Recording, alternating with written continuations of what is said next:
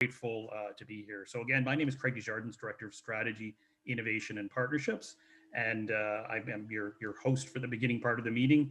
And again, it's great to have you here. You know, one of the things that people think of when they think of innovation, it usually focuses around technology. And which is certainly true, like a piece of hardware or certainly software and apps. But the reality is that innovation is much more. Innovation is also about process, and really today's session is about process innovation. And We're so glad you could join us and really share a really exciting adventure that city staff have gone on to try and learn new processes to really make our community better. So maybe next slide, please. So today's session is being live streamed on YouTube, and it's going to be recorded, and that's really to allow others to participate after the event, but also to get to to gather some input because really design thinking and today's session is about co-creation and explaining that process. And we're really, again, excited to get your input. The video and microphone and chat features have been turned off to start with, but we'll be turning those on as we go because there is an interactive session near the end after you get me off the screen, and we're really looking forward to people participating. Please don't share any personal identifying information in today's session, like your phone number, your email address, or that kind of thing. Again, this is out on YouTube, so just remind you to do that and just be careful on that. Next slide, please.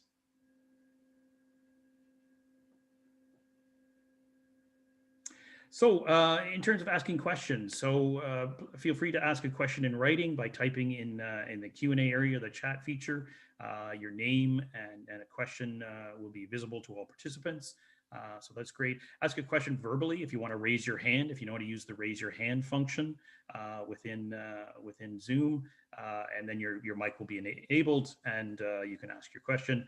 If you have technical problems, there's a number on the screen that you can call. Hopefully, if you're in already, you haven't had the technical problems that I had getting in. So very pleased that you're here to join us. Next slide. So the session. So as I said, this is about process innovation. It's really been an incredible time for the city and a time to learn. And the Bloomberg Innovation Project was an opportunity for us that we really couldn't pass up on. It began pre-COVID, but with COVID, everybody sort of it was all hands on deck across the organization, and we're so fortunate that we were able to continue in a virtual format. And to our friends at Bloomberg Philanthropies, we thank you. And I don't know whether we have any of them on our call today, but if you're here, thank you again for all your support over the last several months. Next slide, please. So our ask for today. So please treat this as a safe place for exploration. Again, the topic, the problem frame that we have for you, I think is something that'll speak to you. It speaks certainly to me and the city team. But consider it a safe place to explore this challenge and provide input. The stories and information that you share in the breakout room or in the session won't be shared. It's not going out and attributed to you. As with any innovation, there is absolutely no idea is a bad one. It's about being creative and about building on other people's ideas. So be positive as you share with each other and build on other people's ideas. Challenge yourself to think big, be audacious, be out there, outside the box, however you want to phrase it. It's really important that we think and challenge all of ourselves, the community, to be different and to use new techniques and new ideas. But you have to be concrete and you have to be specific as possible. So again, it's one thing to have far out ideas. It's another thing to sort of be able to conceptualize that and help us sort of take that out there idea and create an actual concrete idea. please ask yourself to ask for help if you need it to ensure that your voice is heard. Every person on this call is important. And every view is important. So we will be very mindful to make sure that everyone gets a chance to participate. This is not just a few people talking.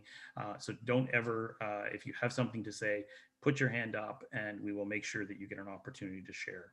And as a reminder, again, don't share any personal information during the session. Next slide, please.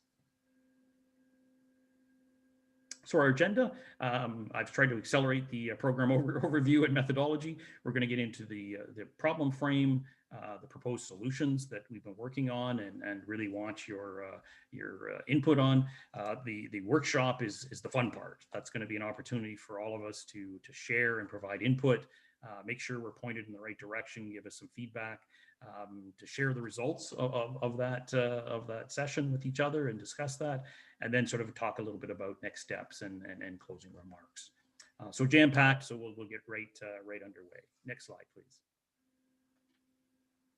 So just a little bit about the innovation training from Bloomberg Philanthropy. So you might be familiar with Bloomberg. It's a massive organization, corporation, founded by Michael Bloomberg, who was the mayor of New York City. He was very passionate about the need for municipalities, for local governments to think differently in how they solve problems, and really embraced human-centric design and design thinking, new technologies and techniques to engage residents and test and adapt and scale ideas that can have significant impact for all of us.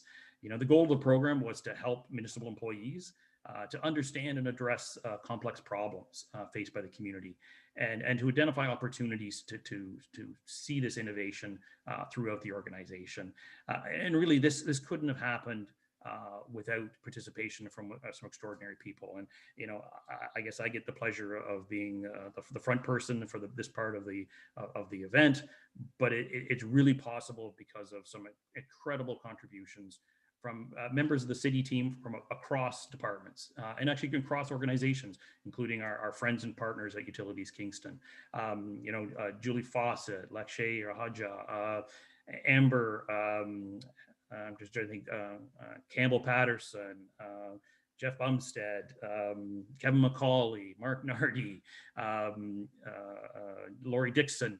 You know, again, we've had an amazing team approach to this. Oh, I didn't mention Mateo from my team as well, and Heather as well. Again, extraordinary people who are all super busy with their individual jobs, who have, you know, again, participated in this program to learn and to solve problems better. You know, we're very pleased and very proud that the city of Kingston is one of 15 cities chosen across North America to participate in this training opportunity, and only the second Canadian city to get selected. So this is a big thing. This is really amazing, and can't say enough. If Alexis from our coach from the Bloomberg program is here, Alexis, thank you so much for your incredible contribution, for your patience to work with us. You've really been amazing in helping us lead us in this incredible learning experience. Next slide, please. So what is it all about? So I love pretty charts. So this one's I think is a great explanation. So what is design thinking? Some of you may be familiar with design thinking. Some of you used it. Design thinking, I think, is I've embraced it. My group has embraced it. It's something that's been around for more than 30 years, and really, it's all about you know, human-centric design, designing things, designing services and programs with the customer in mind. And that you know, shouldn't sound very revolutionary. It's not, but it is a process of engagement, of making sure that the customer, in this case, it's people who enjoy municipal services. How do we understand what it is they need? And so understanding the problem is certainly the first component. And we've gone through some amazing sessions with the members of the community as we've tried to understand the problem that we're solving. Then we get into the generate, creating new ideas. That's personally my favorite. It's about ideation and prototyping. It's easy sometimes to jump to that stage without fully understanding the problem and engaging with our users, but also engaging users in the generation of ideas and the prototyping. It makes sense to actually create something and test it before you launch it, and get feedback and maybe make some changes.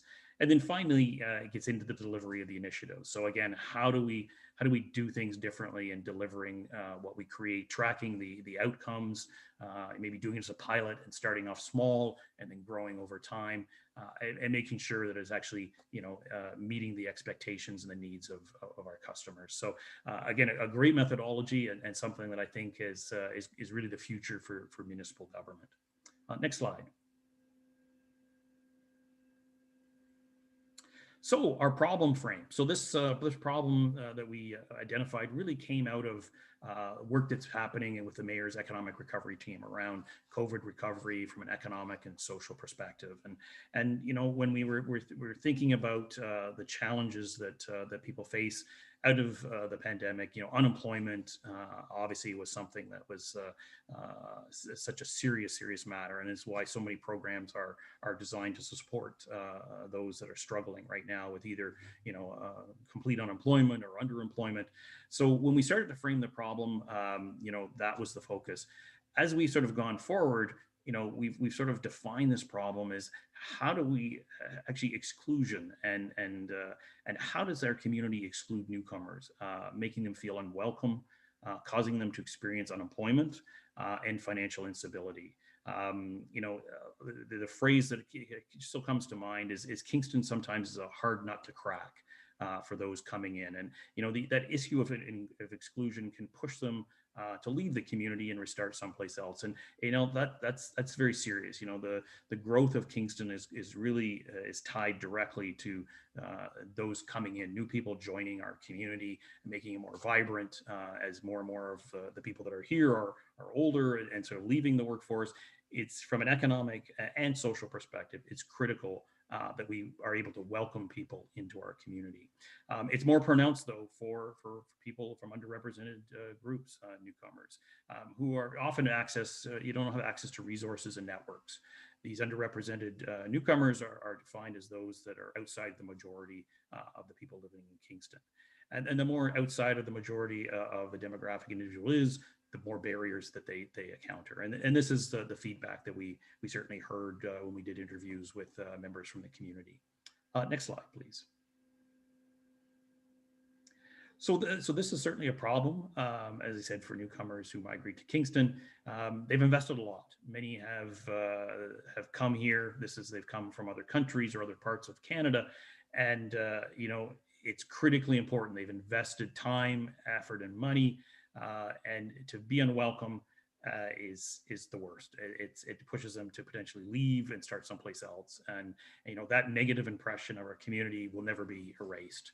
So the issue of inclusion derails their pathways both personally and professionally, and really again, as part of the sort of pandemic response, it's vital in the longer term that those skilled workers stay in Kingston, get a job, grow their family, and become part of our social fabric. If they don't feel welcome, they won't stay. And it's important that they contribute to our economic recovery and as I said, our longer term growth. Next slide. So the proposed solutions, we've come up with two ideas that again were based on feedback from a number of sessions. The first one is a concierge platform, including a virtual app and physical in-person support to welcome newcomers and connect them with social and employment opportunities.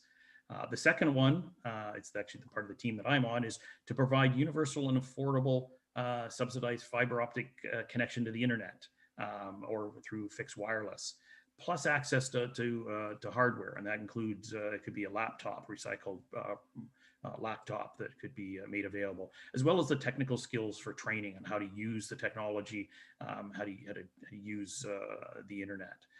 Two very different but certainly connected solutions. Next slide. And now I get to hand it off to a couple of other members of our team, and it's certainly my pleasure to, I think I'm passing it over to Campbell Patterson, So I leave the rest of the meeting in your capable hands. And again, I apologize for arriving late. So it's over to you guys. Thank you. Thanks very, excuse me, thanks very much, Craig. I'm Campbell Patterson. I'm a project manager with Utilities Kingston. Our group is responsible for the fiber optic and wireless network. We provide Ethernet and internet services to commercial businesses and public institutions in Kingston, Brockville, and Napanee. So we're going to embark on the workshop portion of the session today, about 40 minutes long. And we've got a few questions to ask you and a poll that we're going to run to get your feedback, ideas, get a better understanding of yourselves individually. And so I'll turn over the slide to Jeff Bumpset.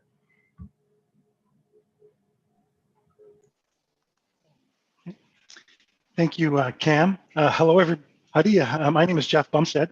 I'm the Chief Information Officer and Director of IT with the city, and again, have the privilege to be part of this Bloomberg Innovation team. I see we have about 20 people on the participating, so welcome everyone. But the first thing we wanted to do is just to get to know each other a little bit and to get familiar with how we want to interact today is go through a bit of an icebreaker exercise. So for this exercise, we'd like you to use the chat in Zoom. For those of you not familiar, if you go to hover at the bottom of your screen, you'll see a window pop up and click on chat and just type in your answers. What we'd like to explore with you is what communities, groups, or clubs or organizations that you feel you belong to and are part of. Again, sticking with our theme a little bit, as Greg mentioned about belonging and that sense of community, we thought this would be a good place to start. So if you could think about that context and post your answers, go ahead and start typing in the chat. I see a few starting to show up already. That's great. Community Garden Network, Queens Alumni. I think many of us have an alumni organization. Work.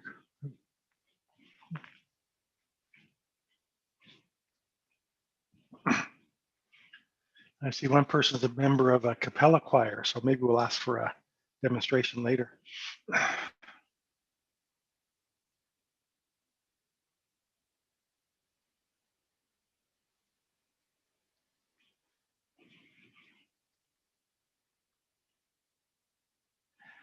I see somebody mentioned they were part of the Community Garden Network. That's very interesting. I'm wondering, I think it's Michael. I'm wondering if you wouldn't mind, Michael, if you'd share a little bit about really kind of what that is and what that means. If you want to put your hand up, and if you're not comfortable, that's fine as well.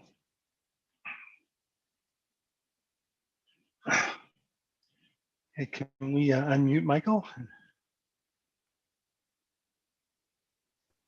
Go ahead, Michael. You should be invited to unmute yourself there. Thank you. First, I'd like to say a personal hello to Campbell Patterson. We did business together when I was with Cisco Systems some 15 years ago. Campbell, nice to see you still very active. Nice to see you too, Michael. So on to community gardens. My family and I, when I retired 2.5 years ago, we moved to Kingston. Our two daughters are both Queens alumna and have settled in Kingston area. So being here for family reasons, we've thoroughly enjoyed our 2.5 years so far in Kingston. The 30 previous years I've been in Ottawa, where in 2011, I was pleased to ideate and help to launch 2 community gardens. Both remain very active today. Much like Loving Spoonful hosts the Kingston Community Garden Network, a large organization called Just Food has that role in Ottawa. When I landed in Kingston in mid-2018, I immediately joined the Calvin Park Community Garden. I also did some volunteer work for the Elmwood Community Garden and Oak Street Community Garden, and I'm hoping to join another of those community gardens in the foreseeable future. community gardens, in my experience, play an indispensable role in terms of both food security, but also social networking. And I was fascinated to see Craig's priority placed on the immigration to Kingston. I was co-chair of an immigration group, a local immigration partnership for the city of Ottawa for several years. And I presume that there's a similar organization here. So I can speak firsthand about the importance of immigration for Kingston's future vibrance and success. And I can think of no place better than community gardens to help with the integration and support and seizing and identifying the value of immigrants as they arrive in Kingston. So I hope that met your needs, Jeff or Campbell. Well, that's great, Michael. Certainly appreciate your sharing, and I think that gives us a good context for the importance of those connections. So appreciate that. Thank you. So hopefully we're all comfortable with the chat now. I'm going to turn it back to Cam, who's going to take us through the next exercise. Thanks, Jeff. I'm just going to describe a little bit about this poll that we're going to run, which is going to pop up here in a second.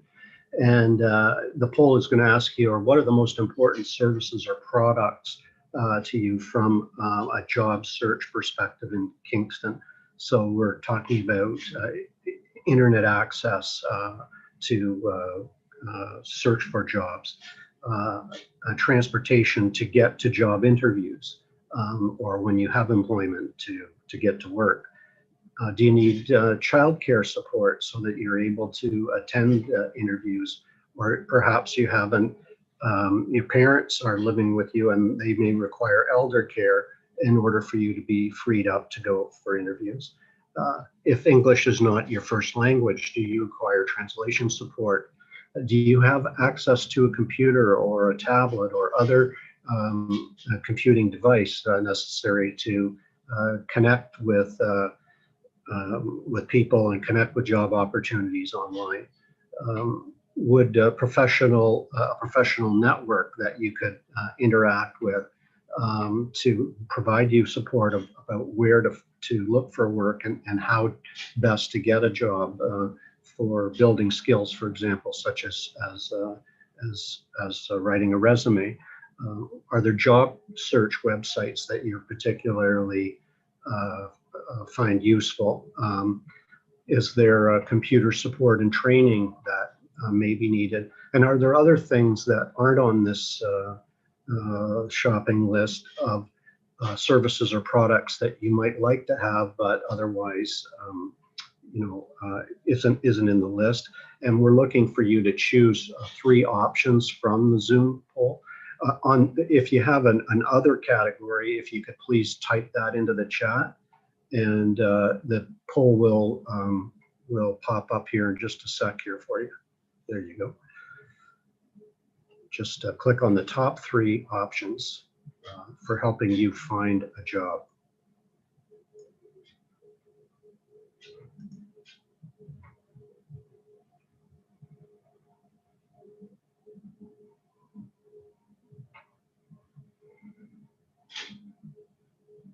We'll just take a few minutes for everybody to populate the poll with your top 3 options.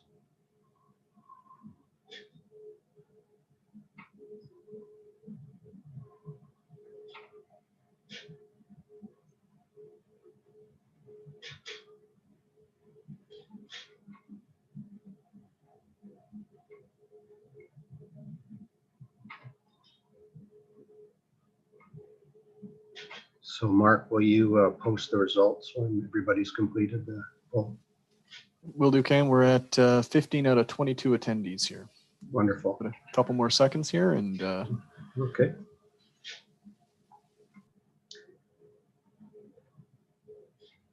And even if you haven't been recently looking for a job, you might be able to imagine if you were, what would be the important items to you.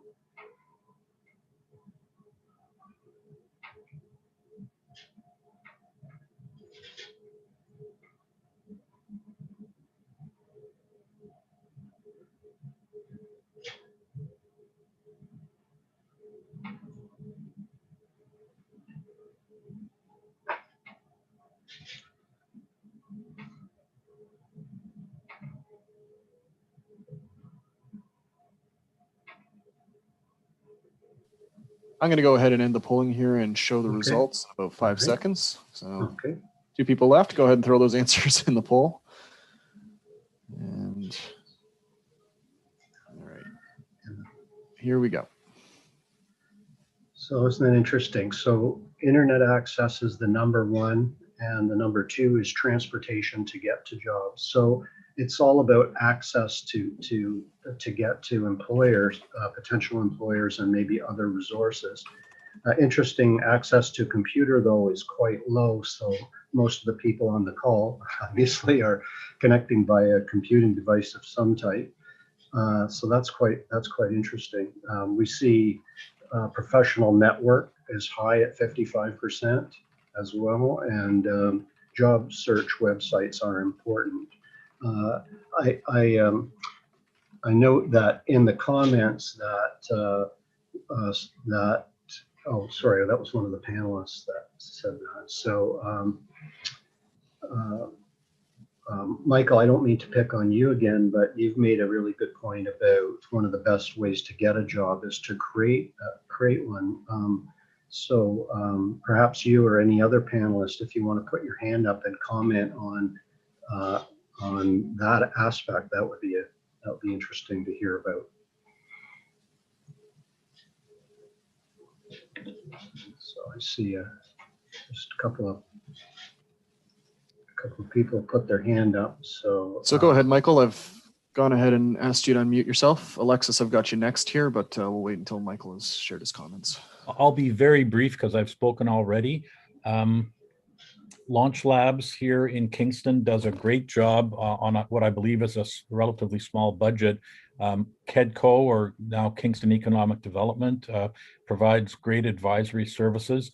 I think that the real gap is in startup funding, and $5,000 or $10,000 can mean everything to a small startup idea to ideate and prototype and start to employ people and give back through tax base to Kingston. So I'll leave it at that point, just to say that I'm delighted that the Mayor's Innovation Challenge is providing student type of funding. I think the next trend I'm starting to see already is among retirees. People are living longer and healthier now, and even at 55, 60, 65, there's every reason why people can retire from what they've been doing all their lives and in a non-core career, do something different, start a business, and start to hire people in Kingston. And many of those people are going to be hard to employ people through ethical hiring. that was great, really great comment. Alexis, did you want to make a comment there? Sure. I know I was mentioned earlier by Craig as their coach, so I'm trying not to speak too much. I'm here to support, and I'm really enjoying this session already. But I couldn't help myself because I've been reflecting on the questions they're asking as well. And though I'm not a Kingstonian, I can imagine myself becoming a newcomer of Kingston at some point in my life. I have lived in Canada before, so it's not an impossibility. One of the things I just reflected on in my own job searching in my life was just that I also, while sometimes I find it easy to search kind of jobs that companies that are offering jobs, and I know some of the sites to look for those, but I'm not quite sure in a new place where I've lived, what are the best kinds of companies to work for, or like really good organizations that I would enjoy. And I think that's a really important factor for me personally. And that's hard to decipher when I'm in a new city, to know, what's the working environment of some of these organizations before I start applying to them. So you might benefit from a coach, a different type of coach, to unlike yourself, to actually help you identify what those best fits would be then, right, Alexis? Yeah, I think it's important for me personally that when I work for a company or work with an organization, that it's a good fit. And in places where when I've moved a lot in my life, and when I move to a new city, I know that that's one of the hardest things for me to decipher, because if I don't know the companies or the organizations or the local places I might work, it's hard for me to decipher if they're a good fit. And I'm not a fan of just sort of like cold, sending my resume out cold to a whole bunch of companies and hoping for a job. So. Right on. Well, that's good feedback. So we see that internet access is the number one. So has anybody, any of the attendees experienced issues with respect to the price and performance or accessibility of internet in terms of being able to use that to find work or to maintain employment? If you have, maybe put your hand up, and we'd love to hear from you. So I see that there's somebody there. Mark, Bill might have raised his hand in relation to your first comments. So go ahead and invite you to unmute yourself there, Bill, if it's a comment on this.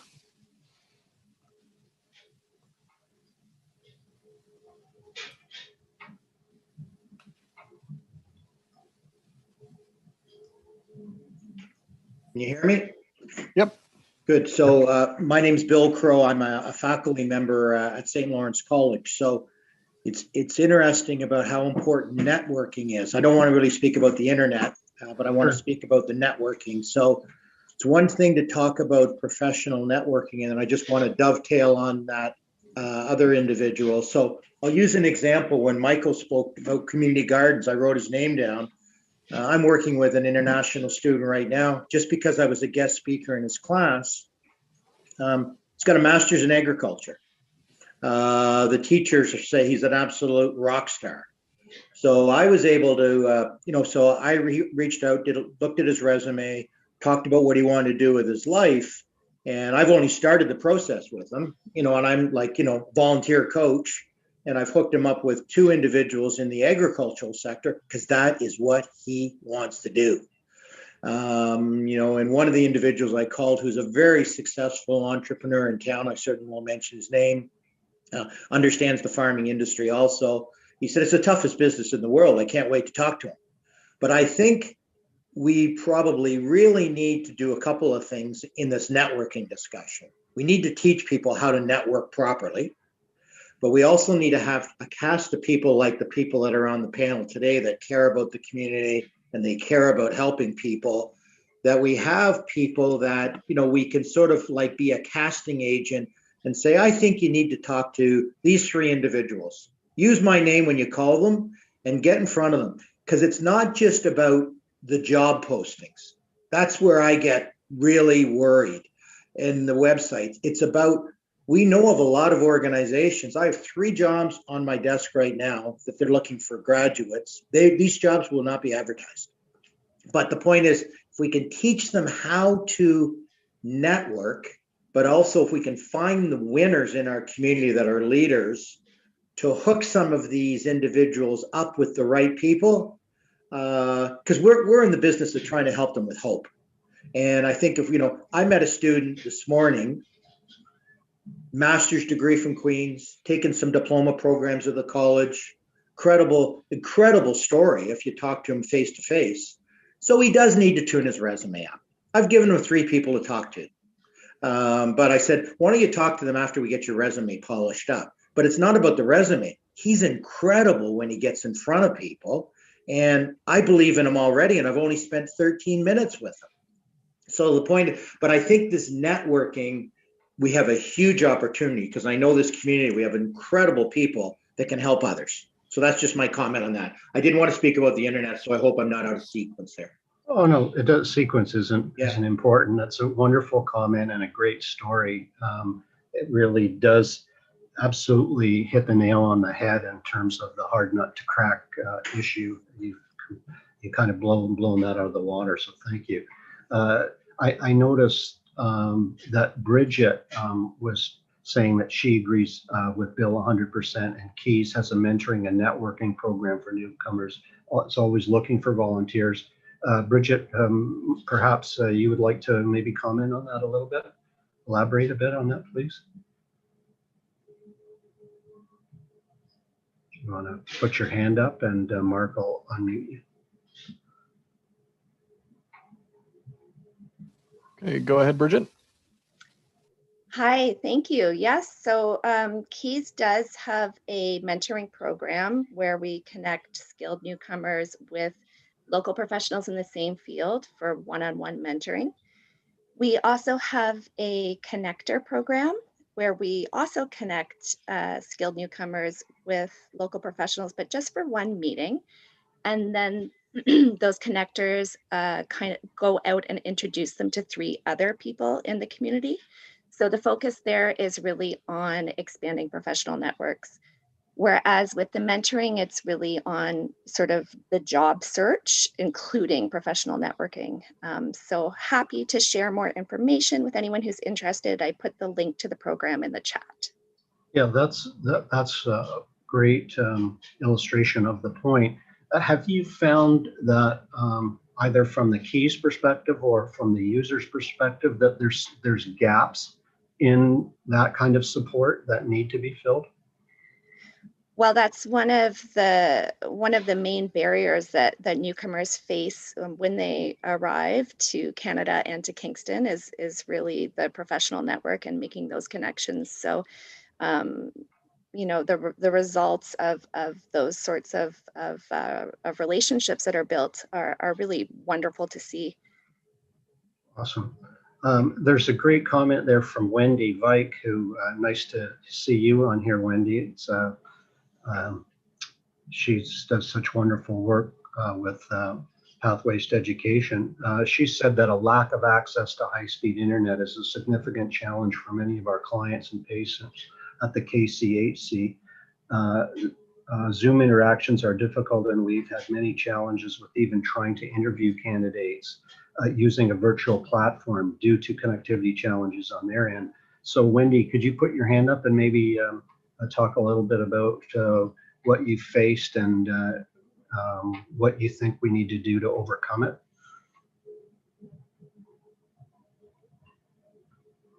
Hey, Mark, could you unmute Wendy? Okay, go ahead, Wendy.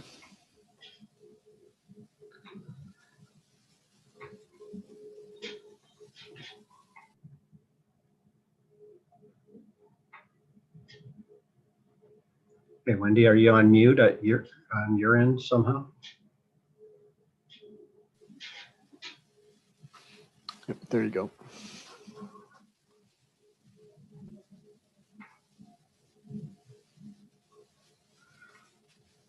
Well, maybe Wendy's having one of these technical issues that she's complaining about. So if that, Wendy, How if about you're, now? okay, Can you hear we me got now? you. We got you. Okay, I feel like I'm on that commercial.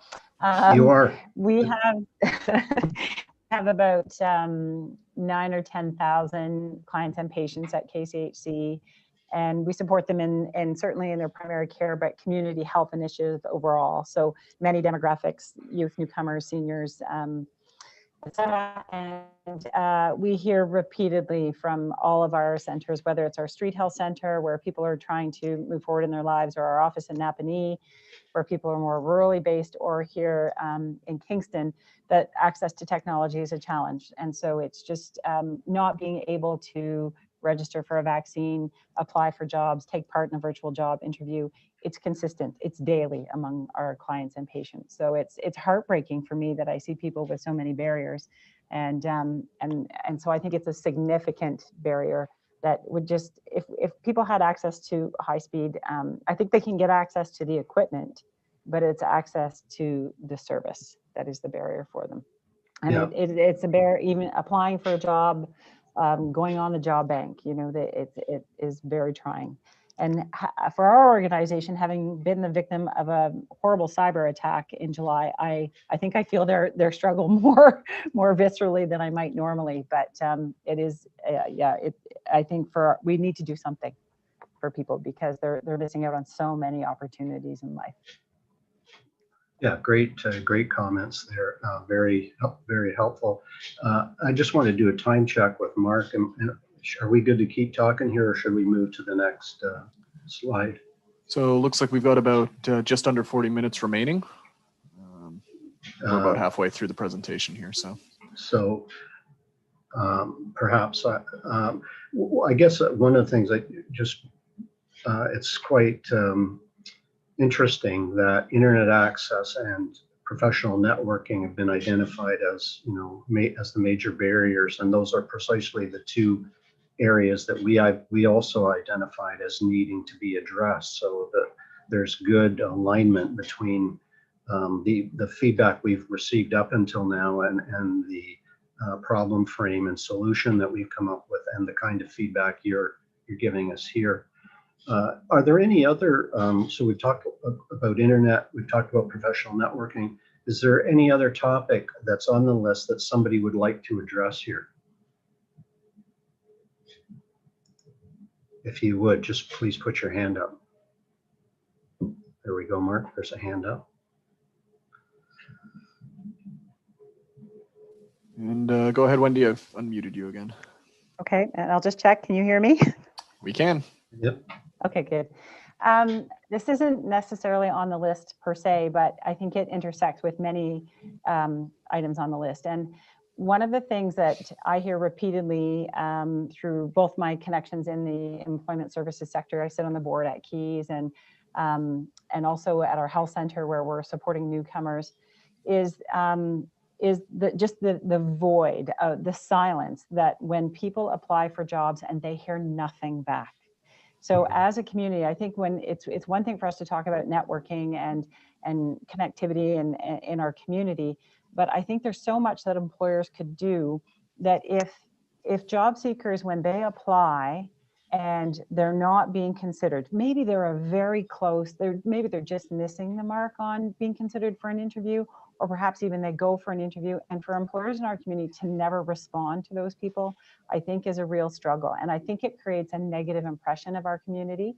So I think if we could find a way, and I know it's a capacity issue, but for our human resource departments or hiring committees or selection committees to just let people know, just even to thank them for their application, or to say you were close, or if you complete your degree, or if you get a little bit more experience, or any of those kinds of messages, I think it would be a wonderful investment for our community, because I think there is this sort of heartbreaking negative connotation that comes with the silence when people apply for jobs. So we need some kind of feedback loop and try to communicate the importance of that to employers in order to encourage people rather than discourage people. Is that the point? Exactly. And I think, I know when I'm doing shortlisting and I get applications from all kinds of folks who perhaps aren't in the least way qualified. I think it's just so easy, given the software these days, to apply for every job that comes up. But for those candidates who, for some of that talent that we would like to attract and retain to our community, that perhaps the fit isn't right for the job I'm recruiting for at this particular moment, but the investment of our time and energy to reach back out to those people and say, thank you for your application. We didn't consider you for an interview, or you weren't the successful candidate for the following reasons, but please, continue to look at Kingston. And I think that networking and further to the earlier points, if we were then to say, I don't have a position for which would be suited here, but perhaps if you go to Keys for support, or if you talk to so-and-so at this organization, they may have something for you.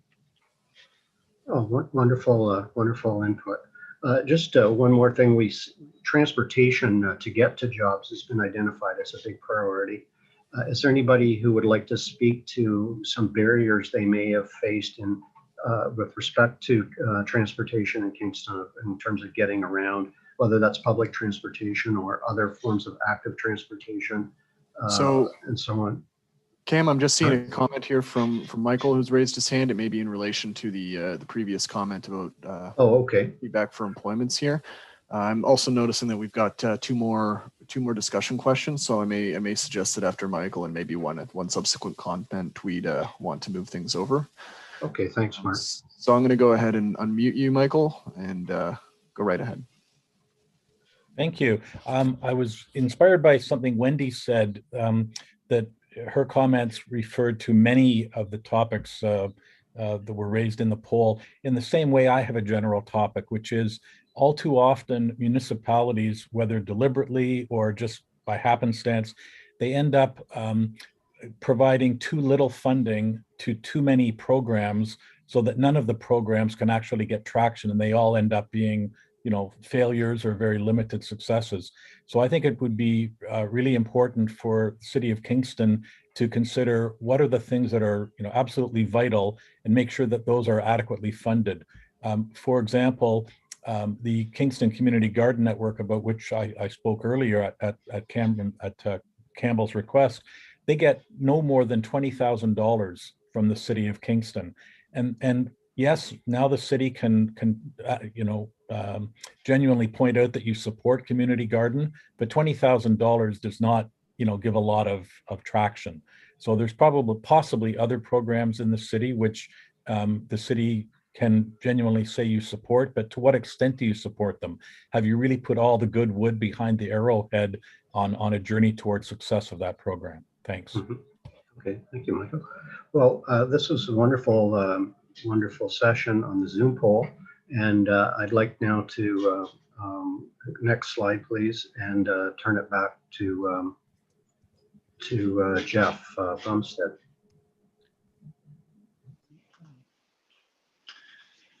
Thanks again, Cam, and thanks to all for the great input and discussion. This is really informative and helps us as we go forward. And I know we'll be talking about this a little more, but our goal is that this isn't the end of these kind of conversations with the community. I'd like to explore a little bit more the responses in the poll and some of the services that people added in the chat as well.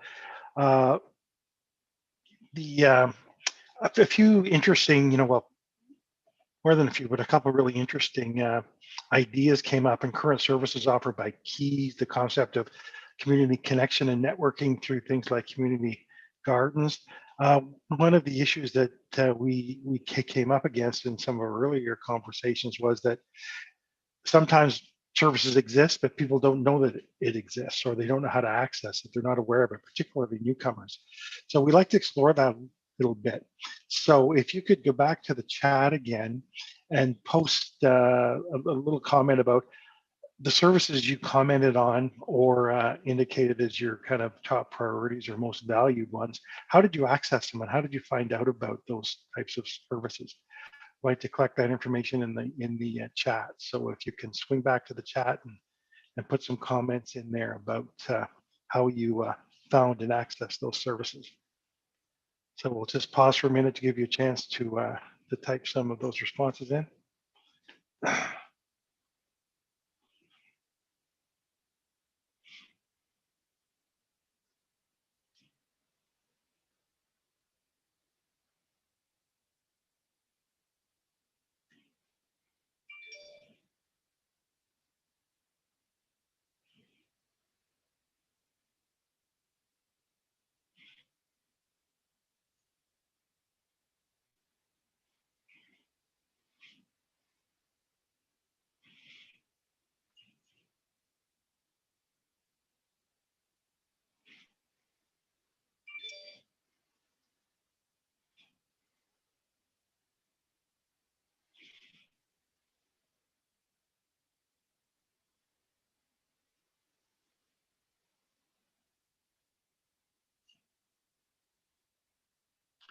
So I see quite a few people talking about personal networks of friends. Someone is mentioning a HOMI, which I believe is a Francophone organization.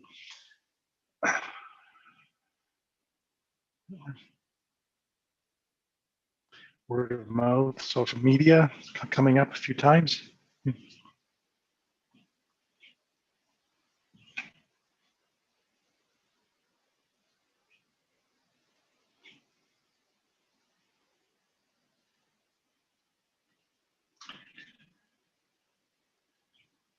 That's great. I see a few people mentioning, I know that I see Bill, Sunita, Isabel mentioning kind of that personal network from friends. I wonder if any of you would like to comment a little more on that and how that impacted your ability to connect and find employment. If you want to put your hand up, if anybody wants to make a comment.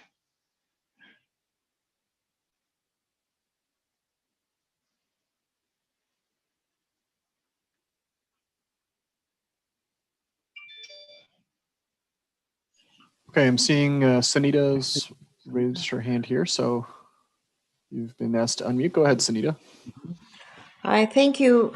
Yeah, no, I think the value of that connection, and especially in Kingston, we always say there are no degrees of separation. So once you form some of those initial connections, it is incredible how much more you find out and learn what there is in the community as a resource. But those initial connections are very, very important, and they're worth their weight in gold, which is where we always, encourage newcomers even to perhaps consider volunteering and start making those pathways into the community through volunteer work and getting to know people. So that's all I have to reiterate on that. Good. Thank you. Thank you.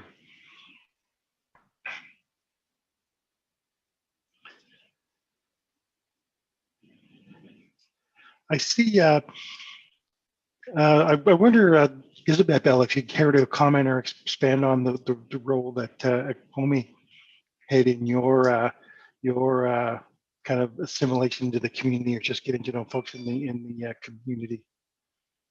That's, if not, that's fine as well. But if you'd like to share anything, put your hand up.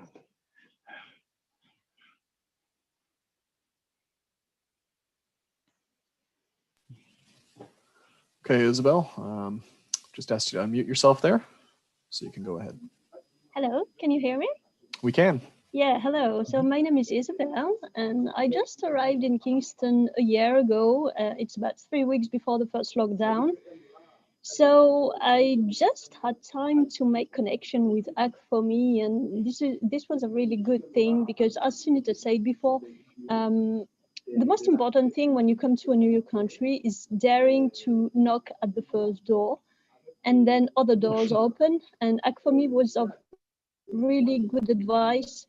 They put me in relation with francophone associations and the francophone community here in Kingston.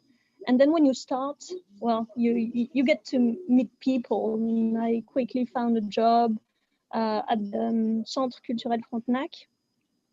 So yeah, I agree when it's just a question of daring, I think, especially when you're new and you don't speak English very well, or yeah, when you speak any other language, and sometimes you can just feel alone, lonely, and really you don't dare. Great. Thank you. Thanks for sharing that. And I think that for me is really, well, yeah. Thank you. Go ahead. I didn't mean to cut you off.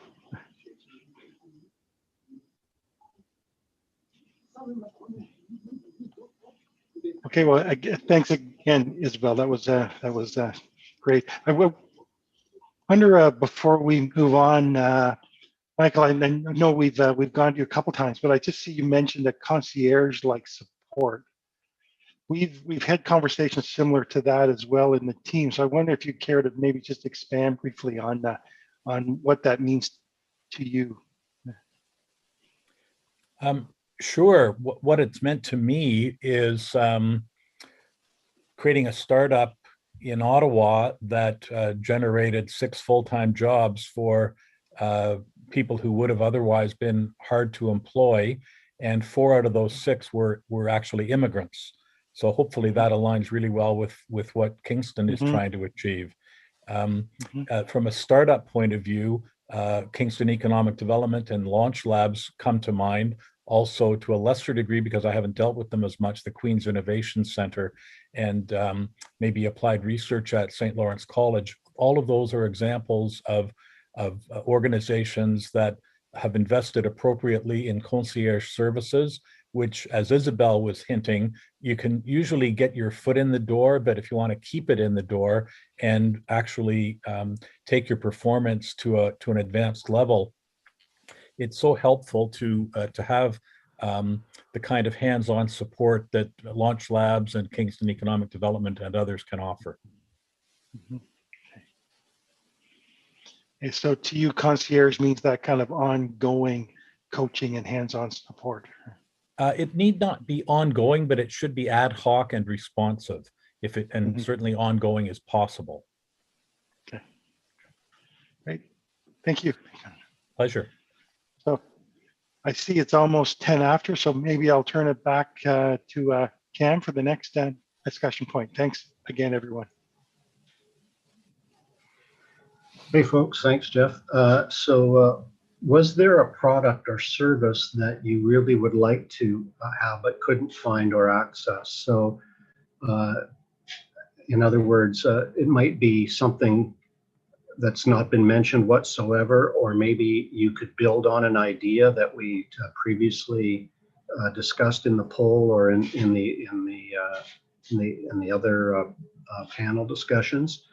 But what we're looking for is so-called out-of-the-box thinking. Any no bad ideas, just anything that jumps to mind that the City of Kingston should be considering in terms of addressing this need.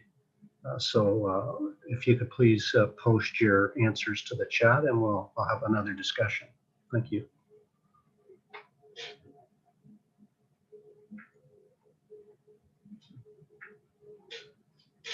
I should add, this is one of the tougher ones, so don't be shy or about just sort of doing stream of consciousness here if something just jumps out, and don't feel funny either if you can't come up with something.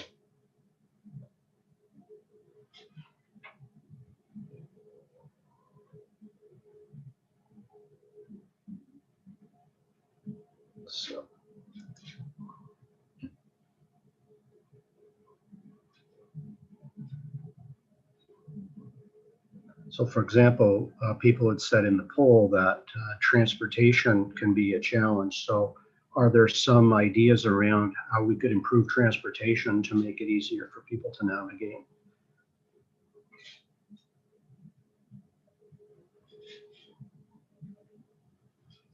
Here's Michael, who's piped in with another great idea. As many of you may know, the Kingston Transit offers had a pilot where they provided free transit passes for grade 9 and 10, 11, and 12. And the idea would be, what about free transit for job seekers or new immigrants? That's a wonderful idea. Here's a good one from Bill. Linkages for those that want to launch their career and need to connect with businesses early in the education process. Hiring subsidies to hire, much like the program for BA grads. So yeah, that's a wonderful point. So maybe Bill, do you want to speak a little bit about that idea? And then maybe Sunita has piped in with a positive is collaboration between city and KIP that she could talk to. Bill? Go ahead, Bill. I've asked you to unmute yourself. Can you hear me? We can, yep. Great. Okay, so there are a number of different subsidies, and I know Keys has expertise on that. St. Lawrence College Career Center has information on that. What's interesting, and I've had the pleasure of doing some small business consulting, medium-sized consulting in Kingston and other markets. There are a lot of organizations that do not know about the grants that are available. So again, it's what we don't know is certainly one. And obviously, I'm impressed with what Queens has done and where they raised some money and they're trying to get graduates from specific programs launched. And there's there's a form of a salary subsidy. Some of you are familiar with it. But I think it's a wonderful way for employers to get access to some talent and move forward. And just while I'm on, the other area that we really need to work with individuals that are trying to launch their career is the right coaching. So, and I think of I happen to have somebody that I knew that, I knew that they would like this international student. She was well educated, etc. She went for the interview. They offered her a full-time job before she graduated. Even though they understood the graduation, she panicked. She turned it down because of the legislation on how many hours one can work when you're an international student. She was only 3 months away from graduating. I wasn't involved, unfortunately, at that stage because we just didn't dialogue. So she turned the job down. She could have worked probably 20 hours until she graduated. And, you know, she was an incredible talent and they loved her. The job was never advertised. I just said, I'd like you to interview if you could. I think you'd really like her. And they replaced, you know, they ended up moving forward to the second candidate. So lucky for the second candidate. So the coaching during the process is so important. And including, I like the point, I felt bad when I heard that one comment earlier about there are a lot of people that do apply for jobs. I was listening and they never hear back. And, you know, one of the things that I was commenting to one of the students I was coaching this morning on Career Launch is I'm not hearing back from my resume. And of course, shame on me. I said, well, we got to get your resume ready and we need you to get some warm introductions to some of these organizations. Because if you can get in front of them, they're going to want to move forward. So anyways, that was just that was some of my comments. So entrepreneurs, business people don't know the grants that are available. And no question, the students that are applying for some jobs aren't familiar with all the grants that are available. I'm not suggesting Keys isn't doing a good job communicating it or the Career Center, but there's a lot getting missed in this, in the puzzle.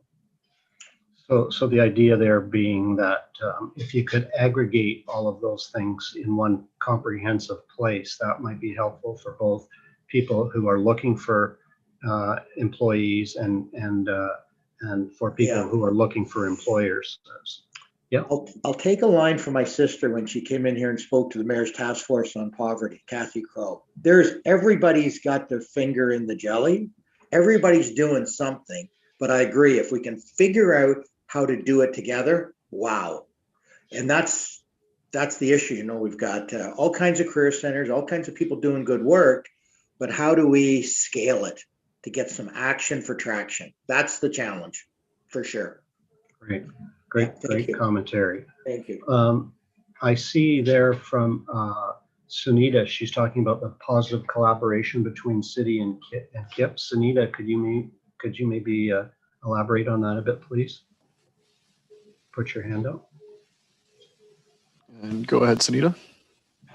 Yes, thank you. No, when we were discussing transit, a partnership that has been now strong for the last at least 7 or 8 years, if not longer, between Kingston Immigration Partnership and the City of Kingston is providing a welcome package, which includes cultural passes to places such as the Grand Theater.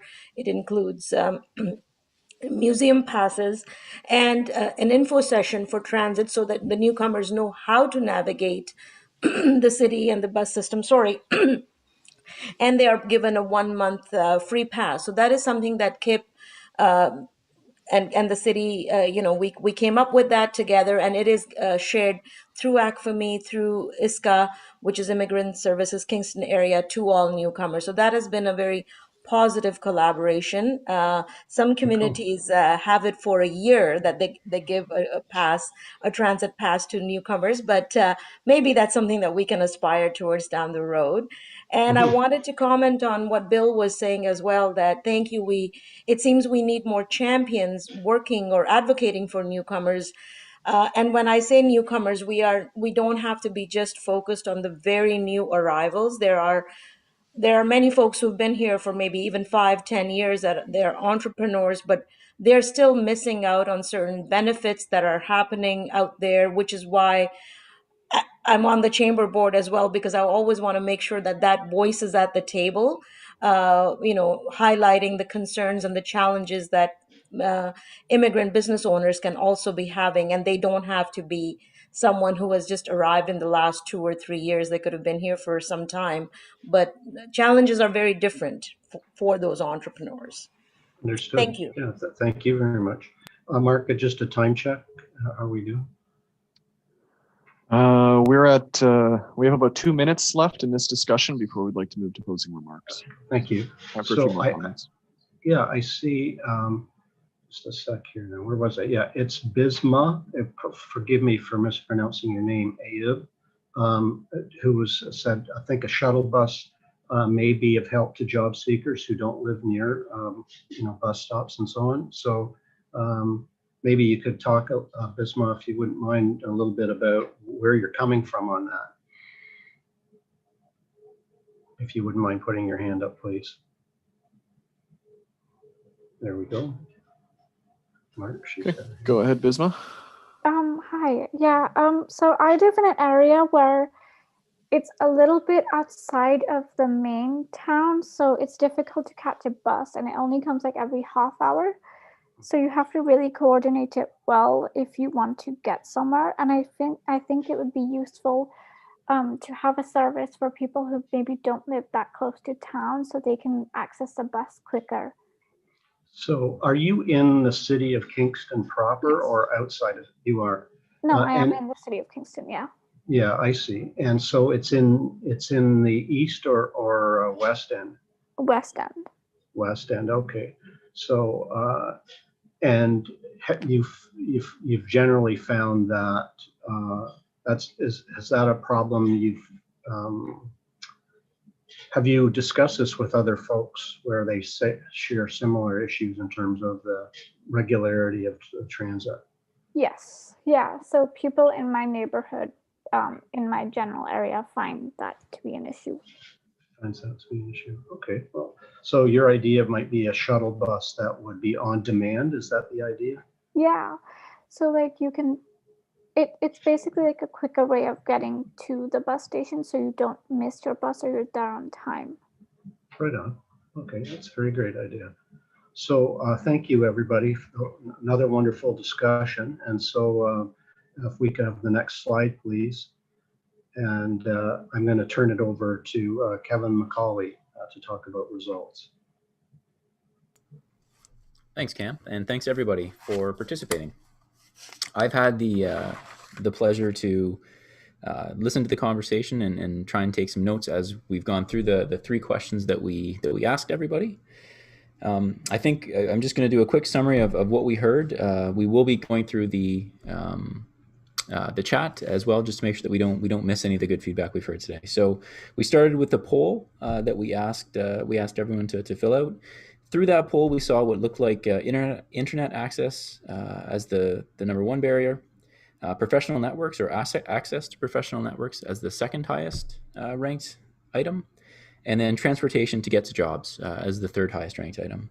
We also had some good discussion around in that same at that same point. We had some discussion around what other services or products might be helpful. Good discussion around networking, professional networking, and getting to know people and make connections in the community. We had some feedback on dealing with the void after applying for jobs and giving people and giving job seekers more feedback on areas to improve and some reinforcement on how that next job application might be successful. And we also had some feedback around maybe focusing some funding to municipal programs. The second question we asked, a couple of themes started coming out in the feedback for the second question. A lot of comments around word of mouth in terms of how people have heard access to products or services related to job seeking. So that was a big one that came across in the second question we asked, in the second discussion we had. Little bit of feedback on maybe groups that might help in Kingston connect people and start making those connections. So we heard about that, which also was helpful. And we did get some feedback that things where there's some hands-on support for individuals, maybe more customized or more specific to their needs, would be helpful as well, or have been helpful in the past as well. And for the final question, the last one that we just finished with, some of the things that came up through that discussion and through some of the group chat was things like practice interviews. We heard about the welcome package that KIP and the city do, and how helpful that has been, and something that may be good to do more of. And then we talked a little bit about transportation and maybe some ideas around how to handle a transportation challenge that people may have. So that's kind of at a very high level themes. Those are what we heard, and we will continue to digest what we've heard today and work on that. So with that, I will turn it over to my colleague Craig Desjardins to finish us off here. Thank you. Well, thank you very much, Kevin, for that summary, and thank you, Cam and Jeff, for leading us through the session.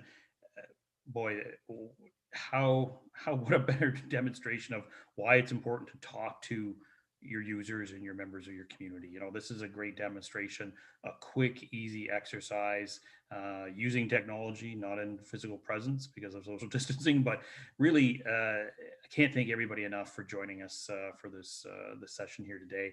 Really demonstrating the power of human-centric design.